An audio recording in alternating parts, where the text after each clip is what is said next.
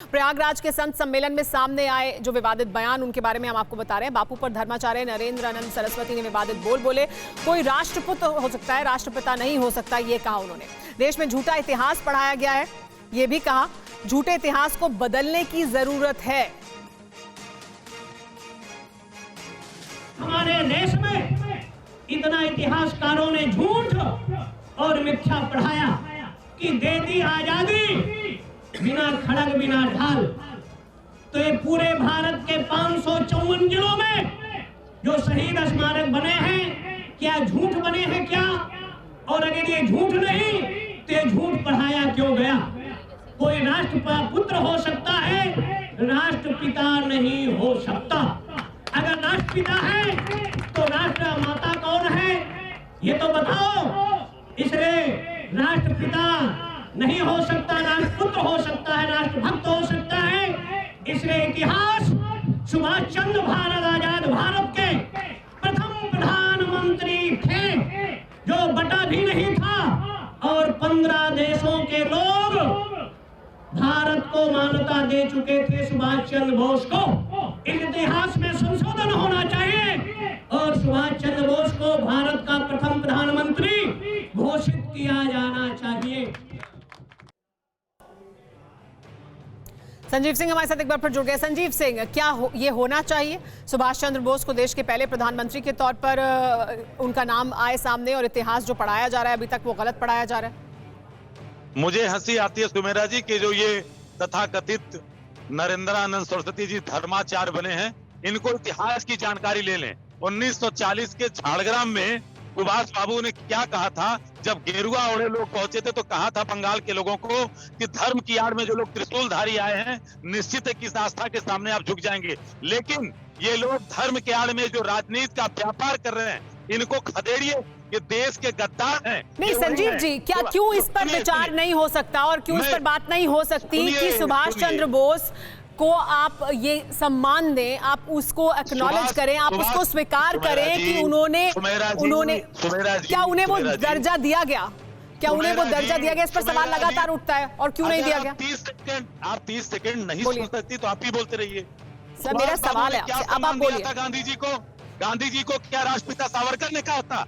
गांधी जी और सुभाष बाबू ने जब आजाद हिंद फौज की गठन की तो उन्होंने सावरकर, गोलवरकर और श्यामा प्रसाद मुखर्जी के नाम पे टोली नहीं बनाई थी। उन्होंने अपनी टोली बनाई तो गांधी टोली बनाई, नेहरू टोली बनाई, मौलाना अबुल कलाम के नाम पे टोली बनाई, लक्ष्मीबाई के नाम पे टोली बनाई, क्योंकि वो जानते थे कि कांग्रेस के नेता ही सच्चे देशभक्त हैं। वो ये जानते थे कि देश के गद्दार सावरकर, गोलवरकर और श्यामा प्रसाद मुखर्जी के नाम तो उन्होंने टोलियां नहीं बनाई।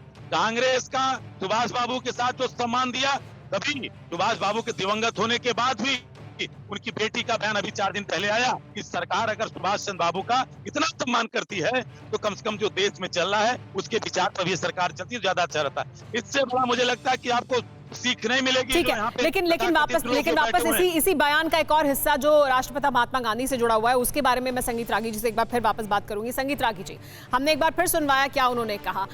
राष्ट्रपिता महात्मा गांधी को लेकर इतिहास को दुरुस्त करने की जरूरत है। ये तक कहा गया कि उनको चोट नहीं लगी, उनको कभी कोई हानि नहीं हुई। क्या राष्ट्रपिता महात्मा गांधी को लेकर इतिहास में गलत पढ़ाया गया है अभी तक? उनका जो योगदान है देश की आजादी में, उसको हम गलत तरीके से देखते हैं। ये जो कहा जा रहा है, ये आपको सही लगता है?